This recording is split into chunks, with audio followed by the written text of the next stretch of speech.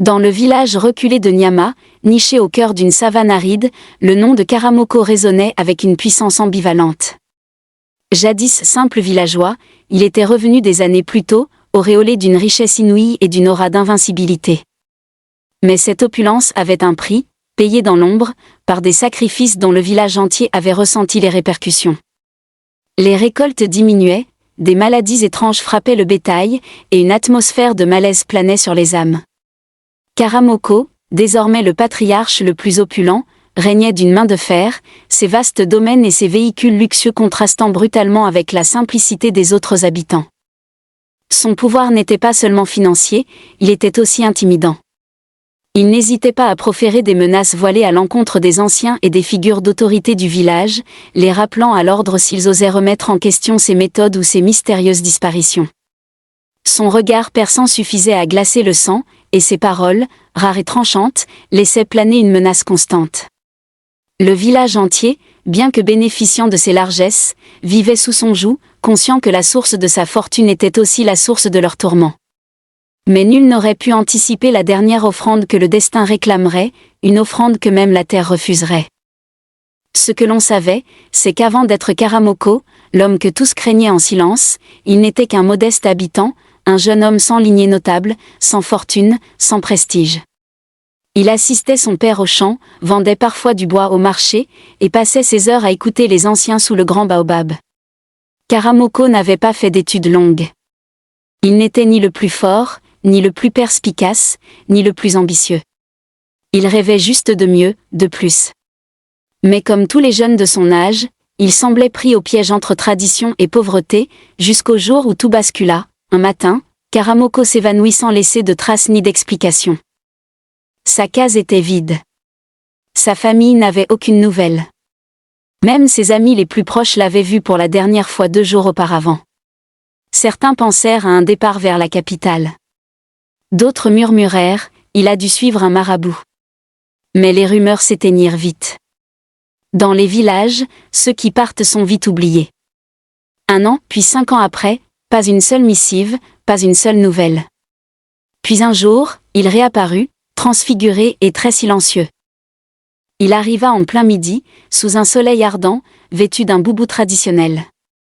Des sandales raffinées, dignes des grands négociants, et à sa main, une malle en cuir précieux, solidement fermée. On raconte qu'il traversa le village sans prononcer un mot, saluant à peine, marchant jusqu'à une parcelle désolée jouxtant le sanctuaire. Là, il déclara qu'il allait y ériger sa demeure. Les doyens le contemplaient avec stupéfaction, les femmes avec admiration, les jeunes avec envie. Mais une curiosité frappant les gens du village. Son regard est tranchant, et il a dans ses bras un chat tout noir qu'il caresse sans cesse. En quelques semaines, la terre fut nivelée. Les briques apparurent. Les maçons se mirent à l'œuvre sans que personne ne sache d'où provenaient les matériaux. En 3 mois à peine, une fastueuse résidence s'éleva là où, la veille encore, il n'y avait que des broussailles. Une villa comme on n'en avait jamais vu plantée juste au milieu du village. Puis vinrent les femmes. 2 beautés à couper le souffle. Parfum sucré, voix douce. Nul ne savait d'où il les avait tirées, mais elles semblaient hypnotisées par lui. Toujours derrière lui, toujours silencieuse. Et il faisait de plus en plus peur de par son silence. Il désigna dans le bâtiment que les ouvriers mettent une porte en sécurité, et aucun ouvrier ne s'y aventura. Il y passe des journées seul, c'est son endroit privilégié de la résidence.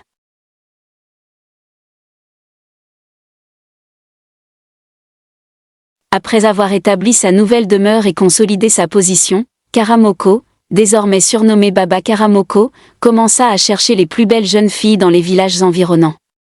Il envoyait ses émissaires, des hommes à l'allure sombre et au regard froid, pour repérer celles qui, par leur grâce et leur beauté, pourraient devenir ses épouses. Certaines familles, intimidées par sa richesse et son aura mystérieuse, acceptaient avec résignation. Mais d'autres refusaient, craignant les rumeurs de représailles mystiques qui commençaient à circuler. Et ces craintes n'étaient pas infondées. Une jeune fille, dont la famille avait osé décliner l'offre de Karamoko, fut retrouvée mystérieusement noyée dans la rivière quelques jours plus tard, malgré sa connaissance parfaite des lieux. Une autre, promise à un jeune fun fille du village, devine subitement aveugle du jour au lendemain, sans aucune explication médicale. Les murmures se transformèrent en légendes terrifiantes. On racontait que Karamoko avait épousé de nombreuses jeunes femmes par le passé, et que toutes étaient devenues folles, une par une, après avoir osé jeter un regard dans la chambre noire interdite. C'est dans cette demeure noire où il est interdit d'allumer de la lumière, que ces deux perles qu'il avait amenées avec lui, sont devenues toutes deux folles. Des chuchotements sinistres décrivaient des têtes d'animaux de toutes sortes accrochées au mur, et certains juraient même qu'il y avait des organes humains. C'est après ces incidents, qui cimentèrent sa réputation d'homme redoutable et insaisissable, que Karamoko, fort de son pouvoir incontesté, s'autoproclama le roi de Nyama. Il régnait en maître absolu, un homme mystique que tout le village craignait, et dont la richesse semblait sans limite, défiant toute logique. Il n'était ni commerçant, ni fonctionnaire. Il n'avait ni échoppe, ni champ, ni bétail, mais les richesses affluaient chez lui sans entrave. On tenta de lui poser la question une fois, une seule. C'était un vieil homme du village, lors d'une assemblée. Il lui avait dit avec un sourire, « Baba Karamoko, nous t'avons connu comme un homme modeste et inoffensif qui vendait du bois au marché. Dis-nous quel est ton secret ?» Karamoko n'avait pas souri. Il avait simplement levé les yeux et dit calmement, « Certains mystères ne doivent jamais être sondés. » Un silence tomba sur le cercle. Personne n'avait osé relancer. À partir de ce jour, les gens cessèrent de poser des questions, et ceux qui murmuraient dans l'ombre ne le faisaient jamais trop fort, car au fond, chacun le sentait. Il y avait quelque chose autour de Baba Karamoko, quelque chose d'invisible mais qui planait. Une présence, un regard, une ombre. Baba Karamoko avait tout, la fortune, le respect, une famille, une vaste demeure, des serviteurs. Les autorités régionales, alertées par ces événements et par l'audace de Karamoko de s'autoproclamer roi, un acte formellement interdit, tentèrent de le recadrer.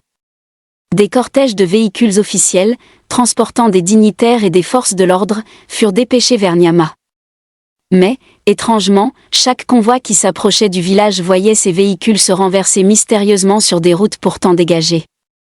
Frustrés et perplexes, les officiels décidèrent alors de poursuivre leur chemin à pied. Cependant, une fois à l'intérieur du village, une affliction inattendue les frappa, des maux de tête fulgurants, des vertiges et une confusion mentale les submergeaient, les rendant incapables d'agir.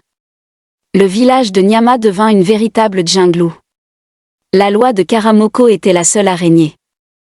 Il était le seul maître, jugeant et punissant à sa guise, sans que quiconque n'ose s'interposer, son pouvoir mystique semblant défier toute autorité extérieure. Ses fils, eux, étaient devenus des hommes. Mais même adultes, ils n'osaient toujours pas croiser le regard de leur père. Dans sa maison, tout le monde chuchotait, car malgré l'opulence, malgré le luxe, Baba Karamoko vivait dans un isolement étrange. Il ne riait jamais, il ne partageait rien, il était seul. Et puis un matin, il ne se réveilla point. Aucune maladie. Aucun cri. Aucune agonie, juste un silence, une dépouille inerte, un être éteint. Sa première épouse l'avait trouvé allongé sur son lit, les bras croisés sur la poitrine, le regard fixe, mais dépourvu de l'opacité habituelle des défunts. Non. Ses yeux semblaient encore vivants, fixés sur le plafond, comme s'il avait vu quelque chose d'indescriptible. La nouvelle de son trépas se propagea instantanément dans tout le village, telle une traînée de poudre. Les jeux des enfants s'interrompirent. Les commerçants baissèrent leurs rideaux. Les femmes se vêtirent de blanc. On aurait pu croire qu'un souverain venait de s'éteindre. Les lamentations étaient sincères, mais une atmosphère de malaise persistait, comme si chacun pressentait un événement imminent. Les préparatifs funéraires débutèrent sans délai. Le corps fut purifié, drapé d'un linceul immaculé et déposé dans la cour. Mais déjà, certains anciens arboraient des mines soucieuses. La dépouille était d'une lourdeur anormale, d'une froideur saisissante, comme si elle avait été conservée dans la glace. On tenta de ne pas s'alarmer. Après tout, il s'agissait de Baba Karamoko. Le lendemain matin, les hommes du village se rassemblèrent pour l'inhumation. Le soleil était haut, le ciel sans nuages. Tout semblait normal. On emmena le corps vers la nécropole. Les doyens commencèrent à creuser la fosse, mais alors qu'ils enfonçaient leurs outils dans la terre, quelque chose d'étrange se produisit. Un grondement sourd retentit, comme si les entrailles de la terre rejetaient l'offrande. Les outils restaient impuissants. En dessous, un grand serpent noir, aux écailles luisantes, crachant des volutes de fumée ardente. Les doyens échangèrent des regards. Ils changèrent de place. Creusèrent plus loin. Même résultat. Encore un serpent identique, un spectacle terrifiant. 3 fois, 5 fois, 7 fois. À chaque tentative, un serpent noir surgissait sous la terre, comme si la terre refusait de le prendre. Le silence tomba sur l'assemblée. Même les oiseaux cessèrent de chanter. Ce jour-là, une bourrasque inattendue se leva, et des murmures, des voix graves et profondes, semblèrent porter ce message: cette dépouille ne vous appartient pas. Les doyens reculèrent, désemparés. L'imam refusa de poursuivre la cérémonie, et les villageois, d'abord perplexes, basculèrent dans la panique. Pour la première fois, l'autorité de Baba Karamoko ne suscitait plus la crainte, car une force plus ancienne, plus ténébreuse, s'était manifestée. Le ciel, ce jour-là, était limpide, sans le moindre nuage ni la plus petite goutte de pluie. Pourtant, dans le cœur des habitants de Nyama, une obscurité profonde s'était installée, la dépouille de Baba Karamoko. Toujours enveloppé dans son linceul immaculé, reposait au centre de la cour de sa somptueuse villa. Autour de lui, ses 2 épouses, en proie aux sanglots, et ses fils, tête baissée, formaient un cercle silencieux avec le reste du village. L'heure de la sépulture était arrivée, mais la terre persistait dans son refus d'ouvrir ses entrailles. 3 tentatives, à des endroits distincts, et à chaque fois, que la tombe s'approfondit, un grand serpent noir, aux écailles luisantes et crachant des volutes de fumée ardente, surgissait dans la tombe. Ce phénomène était manifestement surnaturel, défiant toute explication rationnelle. Les doyens se regardaient, perdus. L'imam hésitait. Certains jeunes, les plus téméraires, pensaient que c'était une mauvaise plaisanterie. Mais même eux finirent par se taire. Car personne, dans toute l'histoire du village, n'avait jamais vu ça. Alors quelqu'un proposa: enterrons-le dans son champ, là où il aimait s'asseoir à l'ombre du grand manguier. On transporta le corps là-bas, priant que la terre y soit plus accueillante. Après ces incidents, beaucoup de gens furent rentrés chez eux, il ne resta que quelques poignées de gens vieux. Non. Encore. Un serpent noir, identique, inamovible, surgit. Un homme vieux s'écria alors: ce n'est pas un serpent réel, c'est un cygne. Et là, le vent se leva, brutal, sec. Il souleva la poussière, fit claquer les tissus et fit taire jusqu'aux pleurs. Un vent étrange qui tournait sans bouger, comme un cercle invisible autour de la dépouille de Baba Karamoko. Puis une voix faible, lointaine, une vieille voix que personne n'avait entendue jusque-là: éloignez-vous. Cette dépouille ne doit pas toucher la terre. Tous se retournèrent, un étranger vêtu d'un boubou usé par le temps. Une canne noueuse dans une main et dans l'autre, un collier, et un petit chat noir comme celui de Baba Karamoko. Personne ne le connaissait. Personne ne l'avait vu entrer dans le village.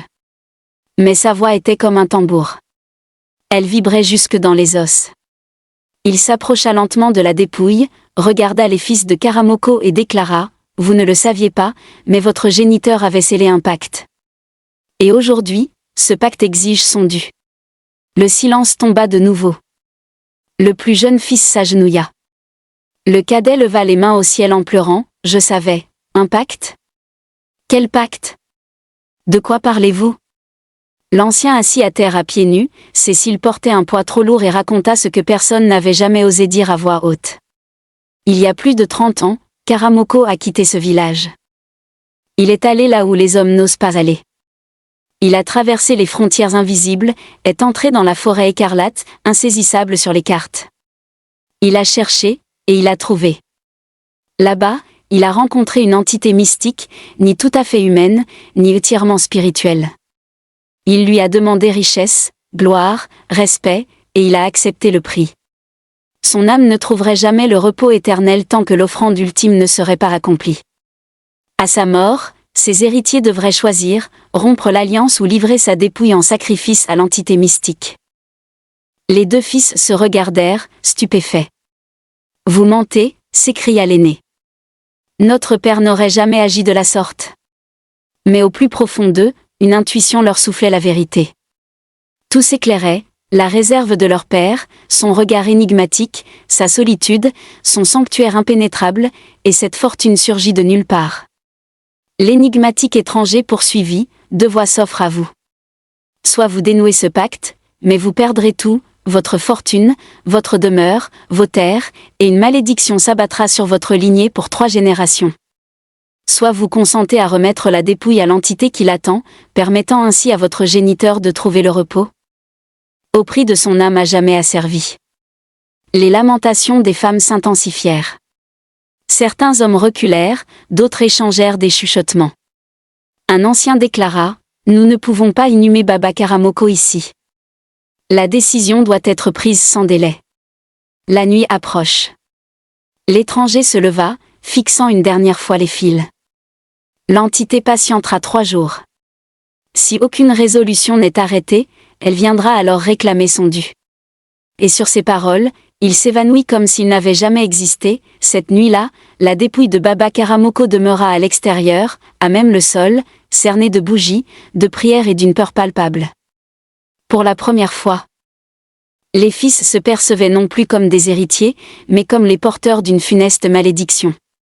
Et dans l'ombre, quelque part dans les profondeurs insondables, une entité, ou quelque chose, patientait.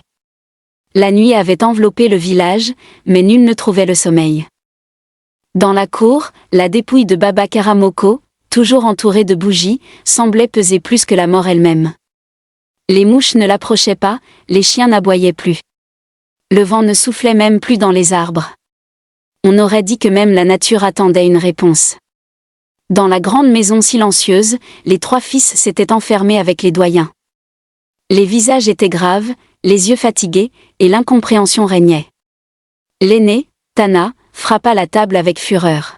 « C'est une supercherie. Un vieil illuminé venu perturber notre recueillement. » Le cadet, Mossi, regardait ses mains. Et si c'était vrai? Et si tout ce que nous avons venait vraiment d'un pacte? Le plus jeune, Fadé, ne disait rien, mais dans ses yeux, on lisait une peur qu'il n'avait jamais connue. Soudain, un des doyens se leva. C'était Karim, l'homme le plus âgé du village. Peu de gens savaient encore qu'il était le seul à avoir connu Karamoko avant qu'il ne devienne Baba Karamoko. Sa voix était fatiguée, mais chaque mot résonnait comme un tambour dans le silence. Il ne mentait pas. Ce vieil homme, c'est un messager. J'ai été témoin, il y a 3 décennies, de Karamoko quittant ce village, le regard vide, pour revenir avec une lueur que je n'oublierai jamais. Il avait vu quelque chose, il avait reçu quelque chose, mais il avait aussi donné quelque chose.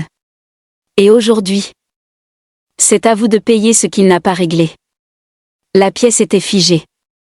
Les jeunes n'osaient plus parler, même les anciens semblaient perturbés. Karim reprit la parole. « Je vais vous dire ce que votre père n'a jamais dit, ce que personne n'a jamais osé raconter.